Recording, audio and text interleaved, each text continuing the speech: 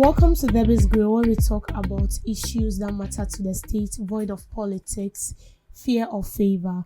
A legal scholar and governance advocate, Professor Stephen Kwaku Azar, known as Kwaku Azar, has called for stronger public institutions to reduce citizens' reliance on personal relationships with politicians on accessing chances and public services.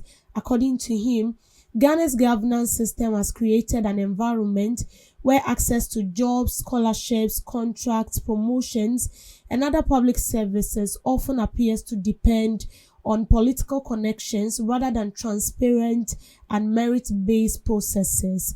His comment comes after former Supreme Justice William Satuguba recently said some politicians who were close to him during the 2024 general elections no longer answers his call.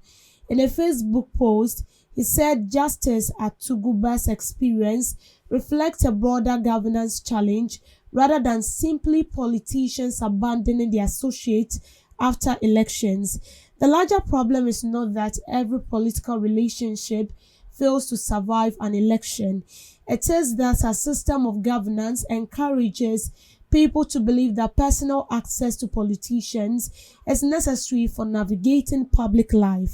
He argued that too many aspects of public life, including school admissions, employment, scholarships, contracts, appointments, promotions, and even access to some public services, appear to depend on whom one knows.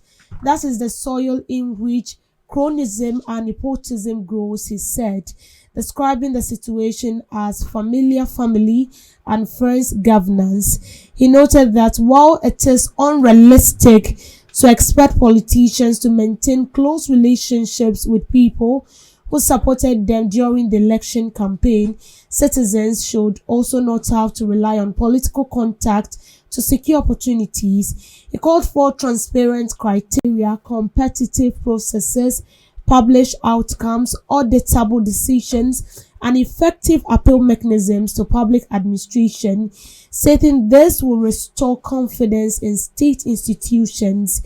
He concluded that a well-functioning constitutional democracy should ensure access to public services does not depend on whether politicians answers a citizen's phone call.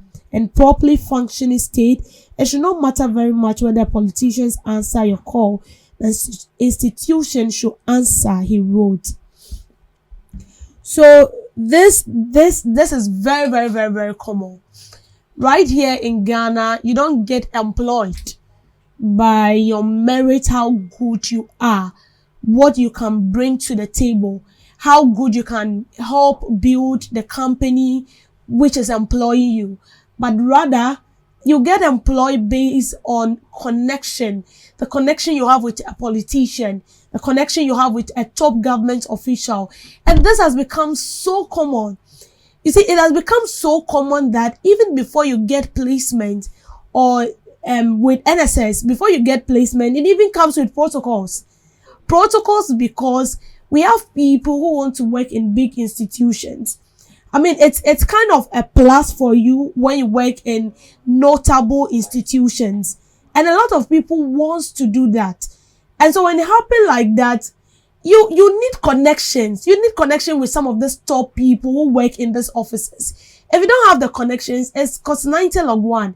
You will need to pay a sum of money before you will be given that access. And when it happens like that, a lot of people do not get employed based on their capability. And that is why sometimes you walk into some offices and then you see people and you ask yourself, like, was he being forced? You ask yourself whether this particular person is really due for this job. Because what they put across, how they even carry themselves, like a lot of questions comes in mind. And you see, because of that, even the upcoming ones want to get connected to a politician because they feel like when I get myself connected to this kind of this particular politician, it will make it so easy for me. And that is it. That is because we've allowed it like that. And you see, it becomes a whole lot of challenge when people support you and then at the end of the day, you don't get it. So we've seen, excuse me, we've seen instances where a lot of people, make short video on social media. I don't know whether you've came across one where you see people saying, during the campaign season, we're standing on ground, we're helping you, we're running all the errands, and after you gain power, you've left us behind.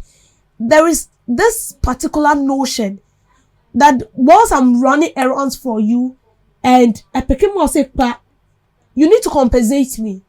And that compensation might be a job offer. And because youth of nowadays have realized that, they walk through that particular path.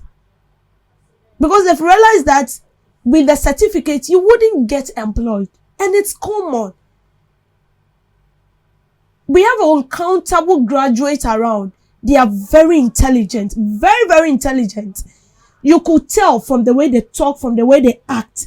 You could tell that if this particular person is being given the opportunity, they would deliver on the work. They would do so well. But they are not going to give you that chance. They're not going to give you that chance because you don't have someone who you don't have a person who is going to connect you. The connection is not there. So it makes it so difficult. Even with common attachment. I'm telling you, a lot of things is going on in this country. Attachment.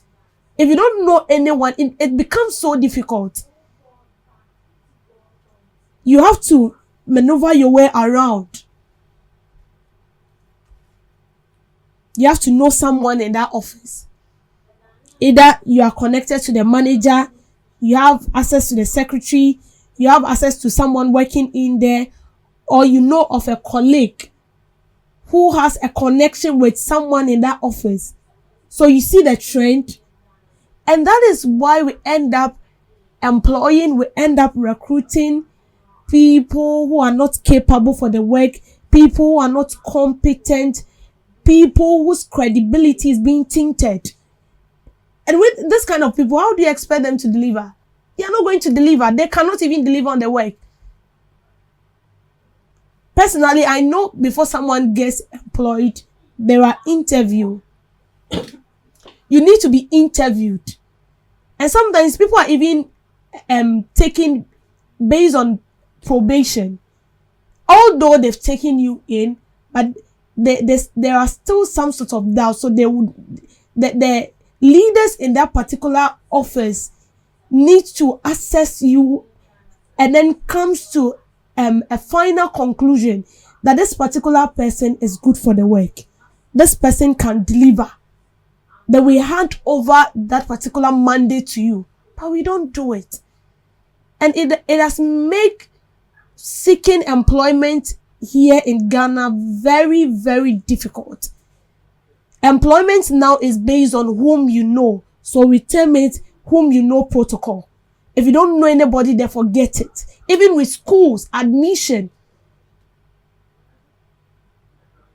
you need to get connected to someone. And it is bad. It is bad. That is why we are suffering. That is why we end up recruiting people, as I said, people who are not competent.